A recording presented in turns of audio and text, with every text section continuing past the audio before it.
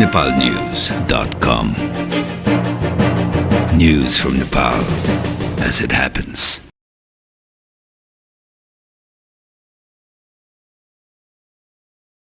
आज मिति 2070 साल श्रावण 17 गते बिहीबार काठमाडौँबाट प्रकाशित नेपाली राष्ट्रिय दैनिक पत्रिकाहरूको समाचार सार संक्षेपमा स्वागत छ।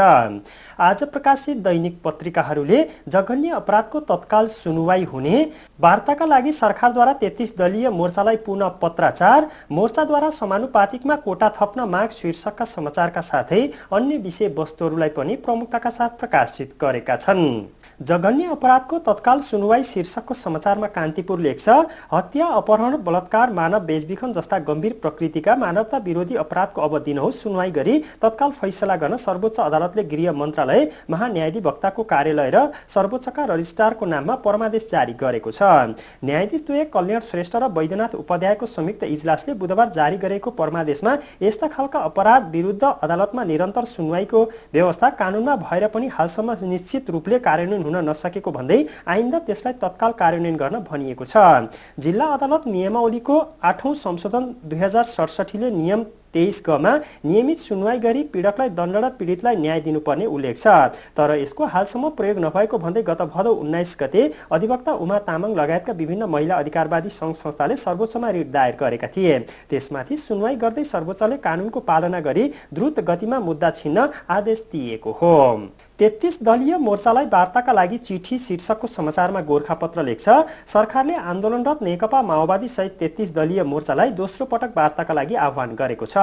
मन्त्री परिषद परामर्श तथा समन्वय समितिका संयोजक गृहमन्त्री माधव प्रसाद घिमिरेले बुधबार नेकपा माओवादीका अध्यक्ष मोहन वैद्य किरणलाई पत्र पठाई वार्ताका लागि पुनः आह्वान गर्नुभएको हो। पत्रमा मुलुकका समस्या वार्ताबाटै समाधान हुनेमा नेपाल सरकार विश्वस्त रहेको उल्लेख गर्दै माओवादी लगायतका दललाई वार्तामा बस्न आह्वान गरिएको छ।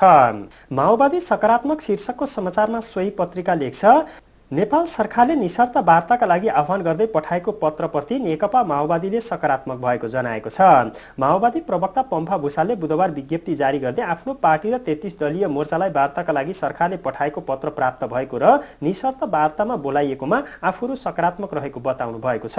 बुधबार गृहमन्त्री एवं सरकारद्वारा गठित वार्ता टोलीका संयोजक माधव प्रसाद घिमिरेले माओवादीलाई दोस्रो पटक पत्र लेखी वार्ताका लागि आह्वान गर्नुभएको थियो। समानुपातिक थप्न मधेसी मोर्चाको माग शीर्षकको समाचारमा नागरिक लेख्छ, संयुक्त लोकतान्त्रिक मधेसी मोर्चाले संविधान सभा चुनावमा समानुपातिक सिट संख्या बढाउनु पर्ने माग अघि सारेको छ। मोर्चाको बुधबार बैठकले गरेको सो माग पूरा गर्न प्रमुख 4 दल बीच यसअघि भएको 11 बुँदे राजनीतिक सहमति र 22 बुँदे बाधा अड्काउ फुकाउ आदेश संशोधन गर्नुपर्दछ। आफैले गरेको सहमति भन्दा फरक मोर्चाको यस्तो मागले चुनाव प्रभावित पार्न सक्ने अन्य दलका नेताले टिप्पणी गरेका छन्। नेपाली कांग्रेसका सभापति सुशील कोइरालाले 11 बुँदे राजनीतिक सहमति र 25 बुँदे बाधा अड्काउ फुकाउ आदेश परिवर्तन गर्ने कुरा भए कांग्रेस उच्च स्तरीय समितिबाट बाहिरिने चेतावनी दिएको 4 दिन नबित्दै भएको मोर्चाको यस निर्णयप्रति कांग्रेस एमाले नेताहरूले आशंका व्यक्त गरेका छन्।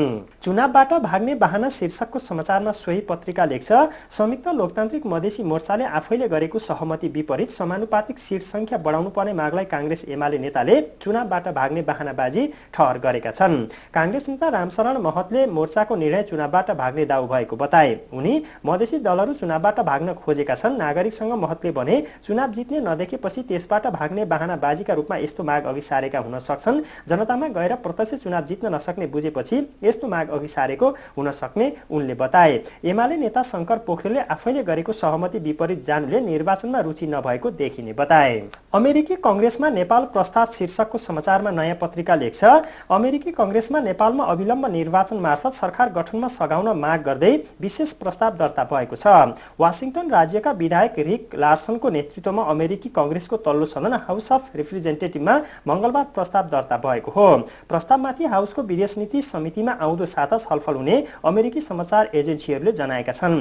गत वर्षको निर्वाचनमा वाशिंगटन राज्यबाट उम्मेद्वार बनेका नेपाली दर्शन रौनियार यसको पहल गरेका थिए। नेपालप्रति सरोकार राख्ने 7 जना अमेरिकी कांग्रेसम्यानहरूले प्रस्ताव दर्ता गर्दै नेपालमा अविलम्ब निर्वाचन मार्फत सरकार को गठनको पहल गर्न छलफलको माग गरेका छन्। सोही पत्रिकाले 50 करोडमा राज्य पुनर्संरचनाको ठेक्का, सडक विस्तार रोक्न 162 मुद्दा शीर्षकका समाचारलाई पनि प्रमुखताका साथ प्रकाशित गरेको छ। बर्ड फ्लू आतंक उस्तै 14,000 कुखुरा नष्ट शीर्षकको समाचारमा नेपाल समाचार पत्र लेख्छ, भक्तपुरका थप 3वटा पोल्ट्री फार्ममा बर्ड फ्लू फेला परेको छ। नङखेल 2 र सिपाडोल 9 स्थित बलराम किसीको जीजे फार्म, भक्तपुर नगरपालिका लाकुला छेका विमल घिमसु र बागेश्वरी 2 मा रहेको कृष्णराम छुसियाबागको पोल्ट्री फार्ममा पालेका कुखुरामा बर्ड फ्लू भेटिएको केन्द्रीय पशुरोग अन्वेषण प्रयोगशाला त्रिपुरेश्वरलाई उद्धृत गर्दै जिल्ला पशु सेवा कार्यालयका प्रमुख खगेन्द्र राज भट्टले जानकारी दिनुभयो। घिमसुको फार्ममा रहेका 5,220 कुखुरा मङ्गलबार राति नै नष्ट गरिएको छ। किसीको विभिन्न 3वटा फार्ममा रहेका मध्ये एक फार्मका 5,000 कुखुरा भने बुधबार नष्ट गरिएको छ। सोही फार्ममा रहेका 16,000 अन्डा र 1,000 किलो दाना पनि नष्ट गरिएको छ। अन्य 2वटा फार्मको कुखुरा र ह्याचरीमा रहेको 2 लाख अन्डा बिहिबार नष्ट गरिने भएको छ। किसीको जीजे फार्ममा एक साता अघिदेखि कुखुरा मरे पनि सरकारी निकायले जानकारी नदिई मरेको कुखुरा गाडेर जिउँदो बजारमा पठाएको फेला परेको थियो। नमुना परीक्षणका लागि पठाउँदा बर्ड फ्लू फेला परेको थियो। सोही पत्रिकाले कार्यकर्तालाई कोइरालाको कडा निर्देशन, आई लाग्नेमाथि जाई लाग्नुस्, कलेजको सम्बन्धनमा मन्त्रीको अवाञ्छित दबाव शीर्षकका समाचारलाई पनि प्रमुखताका साथ प्रकाशित गरेका छन्। एथलेटिक्समा नेपाल प्रतिबन्धित शीर्षकको समाचारमा अन्नपूर्ण पोस्ट लेख्छ, अन्तर्राष्ट्रिय एथलेटिक महासंघ आईएएएफले नेपाललाई एथलेटिक्स खेलमा प्रतिबन्ध लगाएको छ।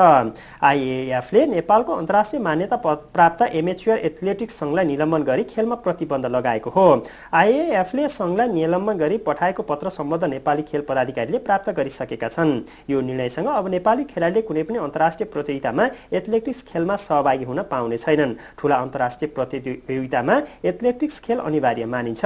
नेपाली एथलेटिक्समा लामो समयदेखि चल्दै आएको विवादलाई आधार बनाएर आईएएएफले संघलाई निलम्बन गरेको हो। नेपालमा 2वटा एथलेटिक्स संघ छन्। निलेन्द्र राज श्रेष्ठ नेतृत्वको नेपाल एथलेटिक्स संघलाई राष्ट्रिय खेलकुद परिषदको समर्थन छ भने रुक्म शमशेर राणा नेतृत्वको एमेच्योर एथलेटिक्स संघलाई आईएएएफले मान्यता दिएको थियो।